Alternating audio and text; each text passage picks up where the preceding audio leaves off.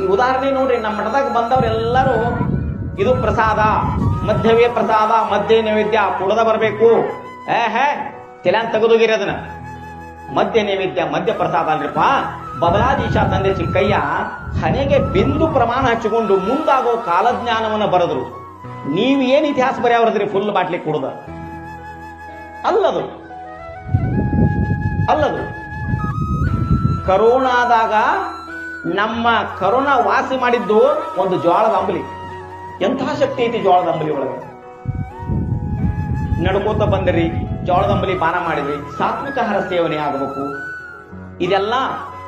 ಇದೆಲ್ಲ ಗಮನಕ್ಕೆ ಬರ್ಬೇಕಂದ್ರ ನೀವು ದೈವಿಕ ಭಕ್ತಿ, ಗುರುವಿನ ಪಾದ, ಗುರು ಸಂಪ್ರದಾಯ ಇದನ್ನ ಹಿಡಿದಾಗ ಮಾತ್ರ ಸಾಧ್ಯ. ನಾ ಒಂದೇ ಹೇಳಕ್ ಇಷ್ಟಪಡ್ತೀನಿ, ಎಂದ ಗುರುವಿನ ಪಾದವನ್ನ ಮರಿತೀರೋ ಅವಾಗ ವಿನಾಶ